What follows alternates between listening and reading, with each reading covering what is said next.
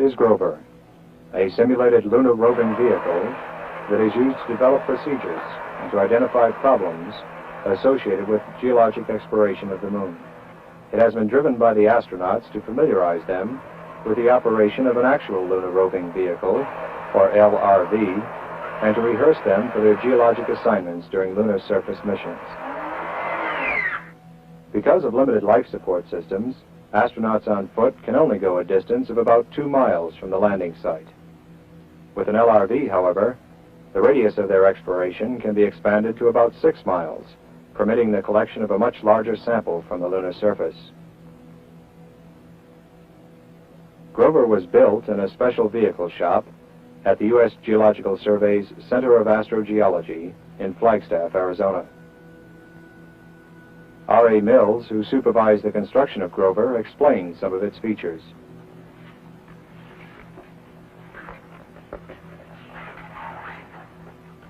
This is our simulated portable life support system. It takes up the space at the back of the seat that the real life support system occupies during shirt sleeve tests.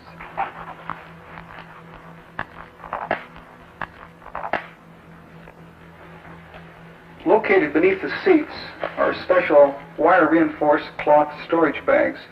These are to be used for storage of geologic samples and other small pieces of equipment.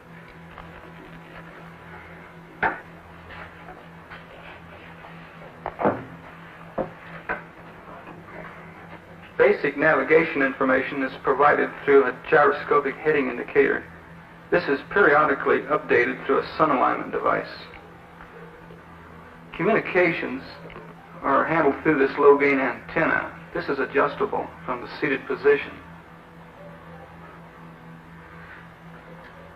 In addition to a seat belt as a restraining device while driving on the lunar surface, extra security is provided through the use of Velcro fastening material. These patches are attached between the back of the portable life support system and the back of the seat. These make it slightly more difficult to egress from the vehicle. Breakaway from the seated position is aided by the use of an outboard tow hold.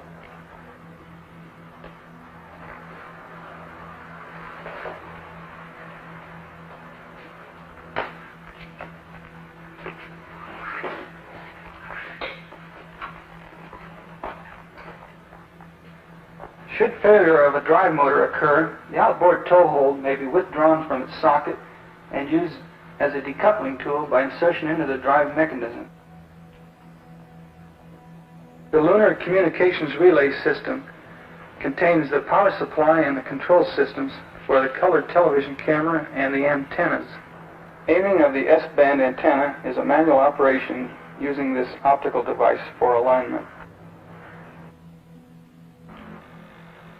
While the vehicle is parked, and after initial alignment of the S-band antenna, the colored television will be remotely controlled from Earth to observe the astronauts on the lunar surface.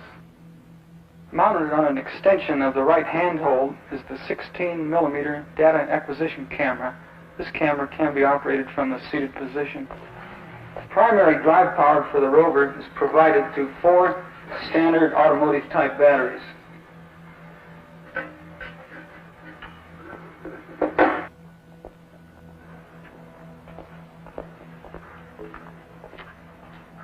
Located beneath this case are the steering and driving controls.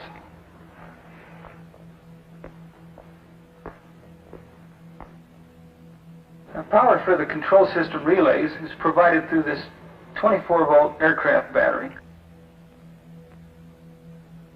For steering, activation of the hand controller sets into motion an electric motor driving this rack and pinion steering gear.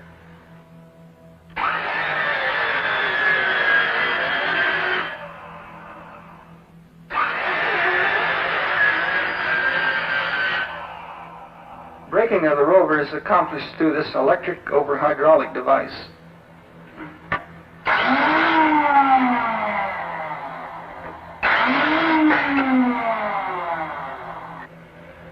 The rover suspension is independent with torsion bar springing. Drive power is through 4 individual 24-volt direct current motors, one for each wheel. final drive to the wheel is through a gear reduction case in the hub.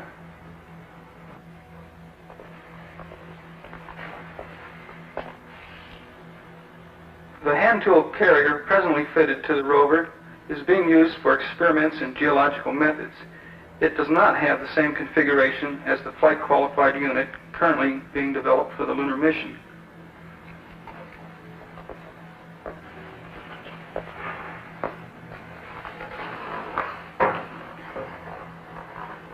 To activate the rover for driving, the first step is to turn on battery power. The next will be selecting power for each of the 4 individual drive motors.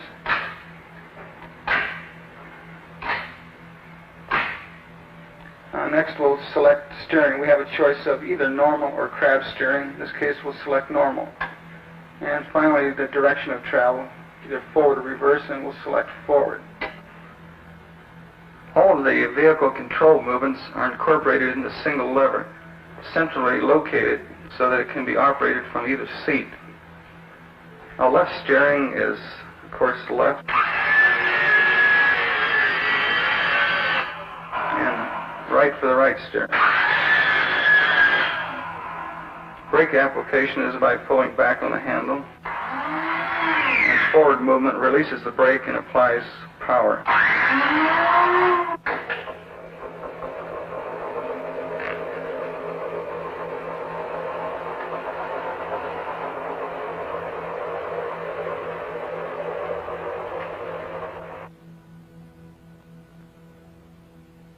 Rover will not go to the moon, but it is a valuable tool for training our astronauts to explore the lunar surface more effectively.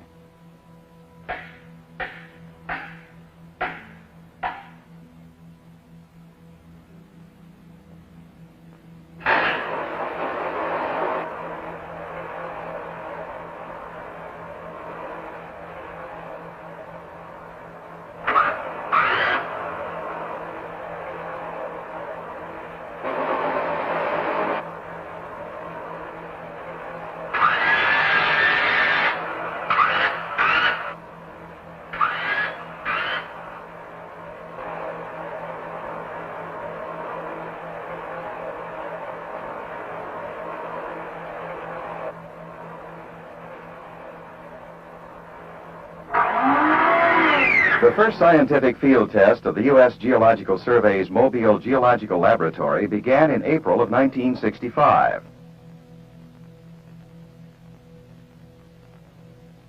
This large 7-ton vehicle, built by General Motors Defense Research Laboratory in Santa Barbara, California, was recently delivered to the Branch of Astrogeology Office of the U.S. Geological Survey in Flagstaff, Arizona. One objective of this field test was to investigate the feasibility of using a gamma-ray spectrometer under mobile field conditions.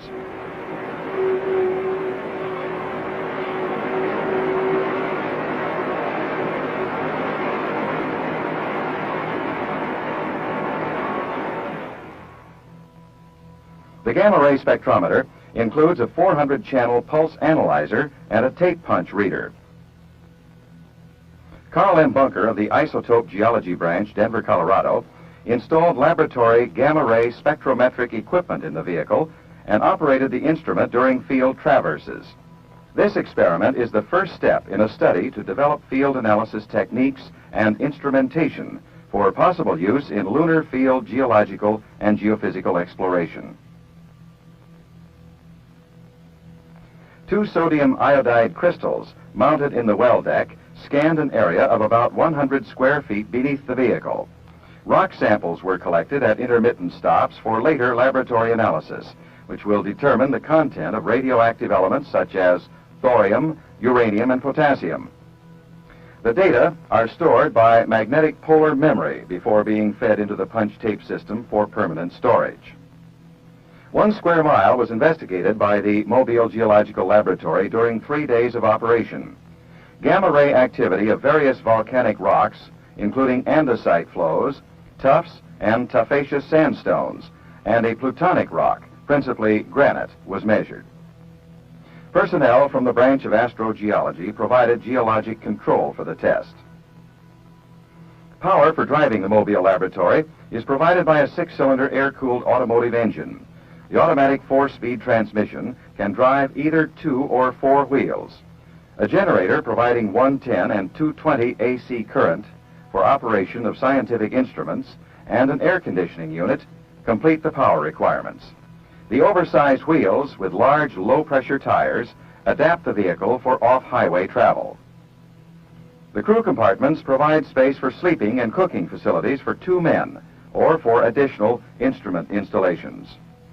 Extended traverses are planned for future tests of geophysical equipment that might be adapted to a vehicular operation.